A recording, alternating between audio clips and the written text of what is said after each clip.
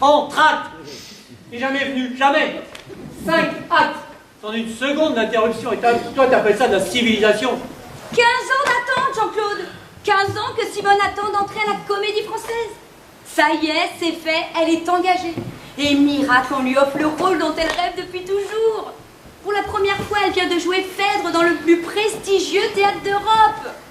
Et toi, son beau-frère, tu refuses de lui dire bravo? Même un petit bravo? Mais qu'est-ce que t'es devenu? Un animal? Elle vient de jouer Phèdre pour la première fois de sa vie. Mais tu te moques ou quoi? Et le jour de notre mariage, tu l'as oublié peut-être? Elle s'est mise à en déclamer un morceau comme ça, en plein milieu du repas, sans rien dire à personne, même qu'après les enfants pleuraient pendant toute la soirée, qu'aucun invité n'a voulu danser, et que mon père a gueulé sur le tien. Elle nous a foutu une ambiance de merde avec sa vocation et ses alexandrins. C'est maman qui lui avait demandé pour nous faire une surprise. La surprise, ça fallait être que je quitte la table du plus beau jour de notre vie. Fallait vraiment que je sois pas très amoureux à cette époque-là, pour rester comme ça 20 minutes, le couteau planté dans le gigot, pendant que l'autre hystérique me glace la poésie en se caressant les seins. Et 20 ans plus tard, elle remet ça, et l'intégrale en plus. Et tu voudrais que je lui dise bravo à cette grosse vache? Jean-Claude! Quoi, Jean-Claude? Elle a pris 20 kilos, Simone, vrai ou faux? C'est normal.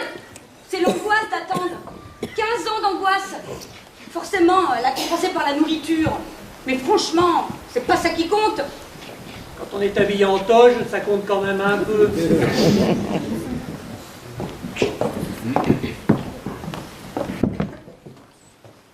Pourquoi t'es venu, Jean-Claude? Pardon? Pourquoi tu m'as accompagné à cette générale? Tu plaisantes? Ah, pas loin du monde. Tu connais la silhouette de Simone. Tu savais qu'elle allait jouer Phèdre. Pourquoi tu es venu?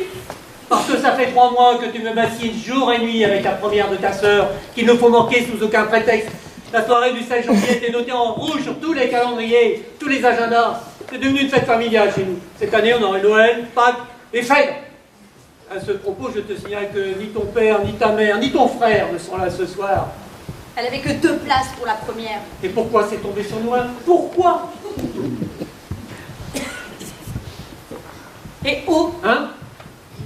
est-ce que tu peux lui dire juste oh? Elle sort de sa loge. C'est toi qui la regarderas le premier, j'en suis sûre. Tu la serres aussitôt dans tes bras et tu lui dis oh. T'as pas besoin de le dire fort. Tu lui susurres à l'oreille. Oh. Oh! Oui. Je pense que dans Bravo, ce qui compte surtout, c'est le oh. Hein.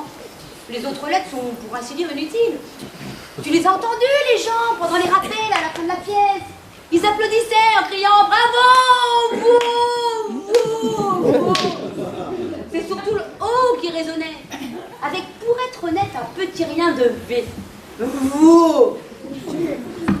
Voilà, vous, ce serait parfait. Tu me demandes de dire vos à ta sœur. S'il te plaît. Vos. Louise, est-ce que le moment de faire le point sur notre couple n'est pas venu? J'en étais sûre. La fuite, la tangente, l'esquive.